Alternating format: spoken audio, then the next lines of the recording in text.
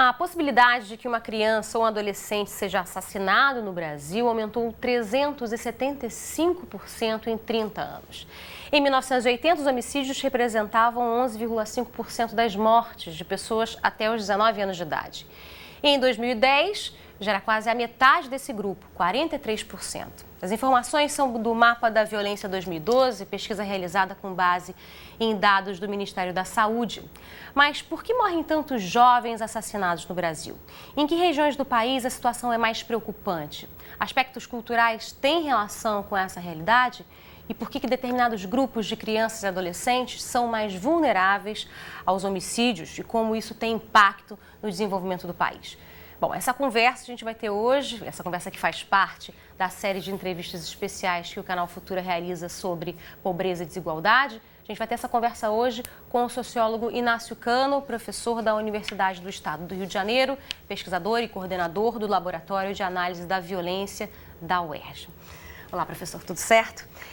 Bom, queria falar um pouquinho desse dado, começar falando desse dado, dizendo que esse dado por si só é um dado alarmante, preocupante, né? 375% de aumento em 30 anos nos assassinatos contra crianças e adolescentes. Talvez um dado que seja importante desse dado enorme, nesse meio desse dado enorme, é o fato de que os homicídios, eles são a maior causa de mortes por fatores externos, que se chama, né? Quer dizer, Causa externa. Causas externas, quer dizer, além das causas naturais de morte natural, as causas externas são acidentes de trânsito, que são muitos, principalmente com adolescentes, acidentes domésticos, que acontecem muito com crianças pequenas, suicídios, mas os homicídios são a maior parte, responsável pela maior parte das mortes de pessoas até 19 anos de idade.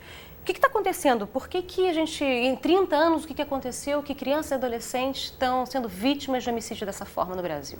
Em primeiro lugar, a morte por causa externa para os jovens é comum no mundo inteiro, só que o peso dos acidentes é muito maior e o peso dos homicídios é menor do que no Brasil. Nosso problema justamente é o protagonismo dos homicídios dentro das mortes por causa externa. Esse crescimento de 300% no período de 30 anos é muito desigual. O grande crescimento aconteceu durante as décadas de 80 e 90, e nos últimos anos já há uma certa estabilidade. As taxas para os jovens às vezes cresceram um pouco, mas a explosão da violência no Brasil acontece sobretudo nos anos 80 e 90. Uhum. Bom, 70% dessas mortes estão em dois grupos específicos de faixa etária, de 0 a 2 e de 13, se não me engano, de 13 a 19 anos. Né? A maior parte das mortes acontecem, quer dizer, por exemplo, o pico do risco é 24 anos. E o risco começa a subir na infância, ele não é tão elevado assim comparado internacionalmente. Mas a partir da adolescência, o risco no Brasil cresce muito, ultrapassa os níveis internacionais com diferença e chega a níveis elevadíssimos a partir dos 16, 17, 18 até os 20 e poucos anos. Essas são as faixas críticas. Mas imagino sim que há diferenças entre os contextos de situações de homicídio entre crianças de 0 a 2 e de adolescentes ou jovens adultos, né? Quais são essas principais diferenças? Mas homicídios contra crianças de 0 a 2 são raros, realmente, são bastante raros, a gente não tem nem muito dado sobre isso. Há episódios de maus tratos, abuso infantil, etc., mas não há nem pesquisa muito sólida sobre homicídios contra crianças tão novas. Mas as nossas taxas, comparadas internacionalmente, não são muito negativas nessa faixa. Sim. Elas se tornam muito negativas a partir da adolescência, que é o momento em que nós experimentamos uma explosão do risco. No mundo inteiro, o risco é, sobretudo, de jovens de sexo masculino, mas não é tão elevado quanto é no Brasil. Uhum. E esse é o fenômeno que a gente observa consistentemente em todos os dados. Uhum. Sim. E sobre a distribuição regional que você mencionava anteriormente, o que a gente vem experimentando nos últimos anos é um aumento do risco no Nordeste, uma diminuição no Sudeste e um aumento do risco também nas cidades de porte intermediário. Centros regionais dinâmicos do ponto de vista demográfico e econômico, que recebem muita população jovem, nesses centros há muita violência contra os jovens. Uhum. Enquanto que nas grandes metrópoles, que era um grande problema 10, 15, 20 anos atrás, hoje o problema é menor. Uhum. E por que no Nordeste o número de homicídios é maior do que no Sudeste? No Sudeste vem diminuindo, no Nordeste vem aumentando? Isso está aberto à discussão ainda. Os especialistas estão se debruçando sobre esses dados, a gente não sabe por quê. A questão cultural que você mencionava provavelmente não é uma explicação, porque a cultura é relativamente estável. a pobreza diminuiu, inclusive, no Nordeste. Exato, pois é. Houve uma redução importante da pobreza, da desigualdade e, entretanto, há um aumento da violência nessa região. Então, a gente não sabe muito bem quais são os fatores que estão por trás, mas, sem dúvida nenhuma, a tendência é extremamente grave em estados como Alagoas e a Bahia. Na verdade, questões culturais não necessariamente têm a ver com o nível de renda da população, né? Quer dizer, e eu talvez me referisse à questão da violência contra a criança, da violência doméstica. Esse fator especificamente, violência contra a criança, violência doméstica, abuso sexual infantil, isso é fator para a ocorrência de homicídios? Só nas faixas mais novas, que você mencionava, 0, 2 anos, nessa faixa sim, mas a partir dos 14, 15, os homicídios estão muito mais relacionados a conflitos no cotidiano entre grupos de jovens e a criminalidade organizada. Né? Não há questões culturais que sejam relevantes para se dizer que... Sempre é relevante, né? Não há como dizer que a cultura não é relevante, mas as mudanças que a gente observa nos últimos anos, obviamente, não são resultado da cultura, porque ela evolui muito mais lentamente do que as taxas. Eu acho que a questão do castigo físico é muito importante, deve ser sempre resgatada, a importância de abolir o castigo físico. Vários países estão fazendo um esforço legislativo para proibir o castigo físico, né? Mas além da mudança legislativa, que é importante, trata-se também de convencer os pais, né, as mães, de que bater nas crianças é um péssimo negócio. Não é forma de educar, gera violência, educa as crianças na ideia de que a violência, em última instância, é a forma de resolver os problemas. Então, reproduz violência mais para frente. Todas as pesquisas mostram que as pessoas que desenvolvem um comportamento violento, em geral, muitas delas sofreram violência quando elas eram crianças, né? Da mesma forma acontece com o abuso sexual, enfim. Então, bater, abusar a criança, significa investir na violência mais para frente. Tá.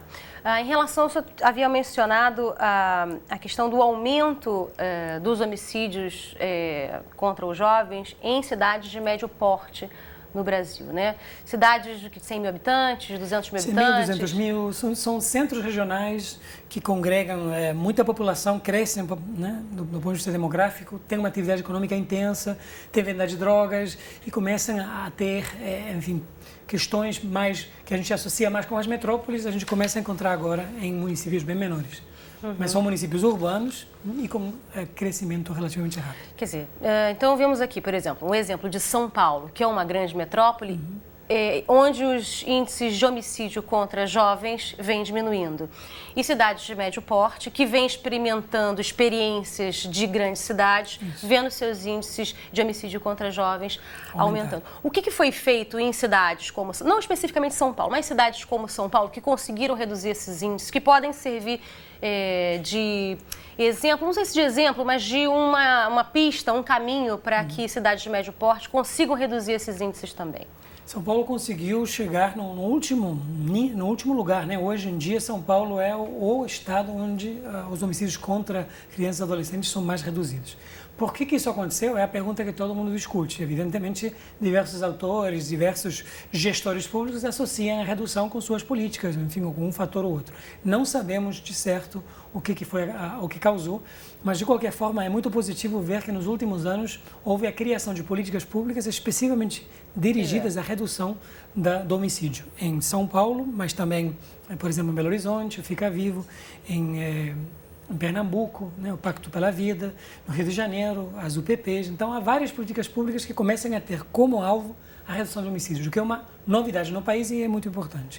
E são políticas públicas que têm alguma característica de multidisciplinaridade, ou seja, de articulação entre as diversas esferas de poder e diversos setores também do poder público, assistência social, educação, saúde.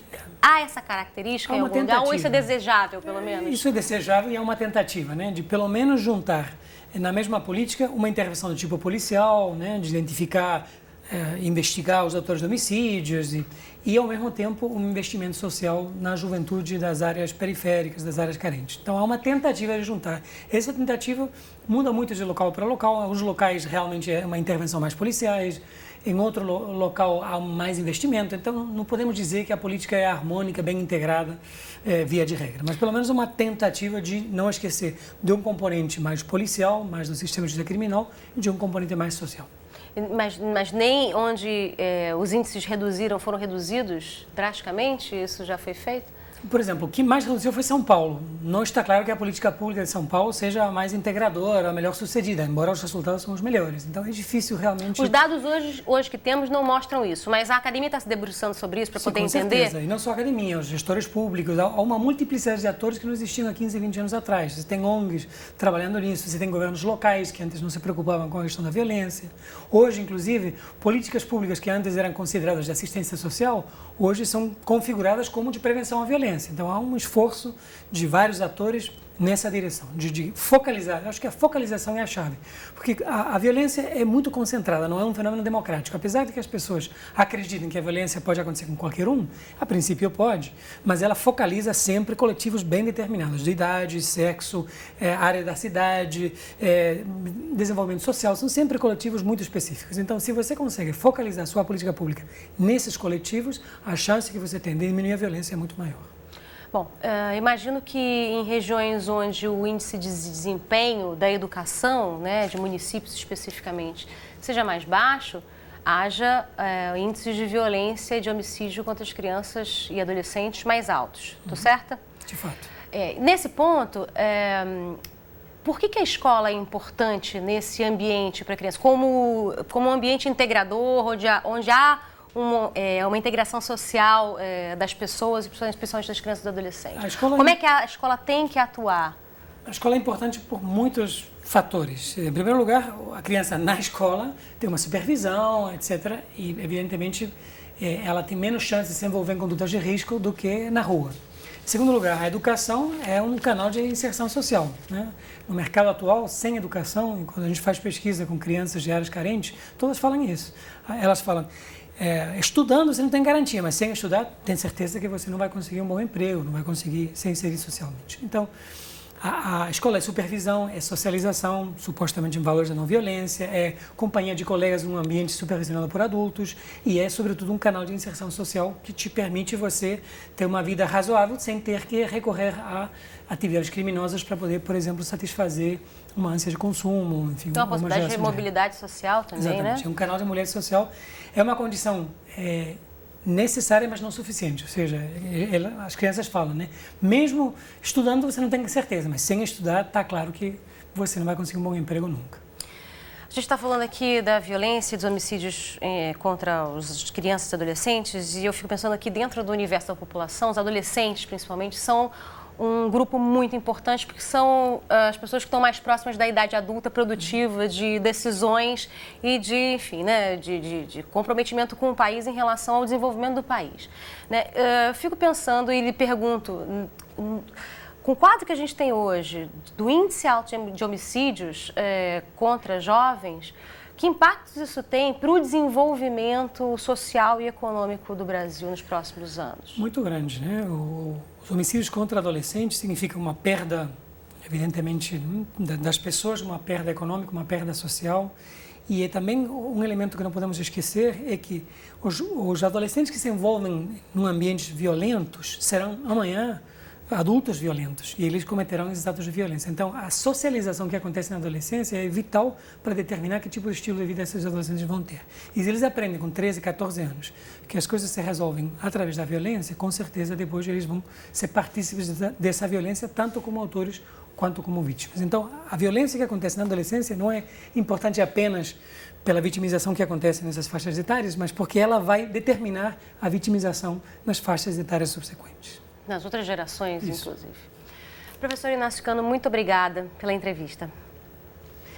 Obrigada a você que acompanhou mais essa conversa. A gente agradece a sua companhia. Um abraço. Até a próxima.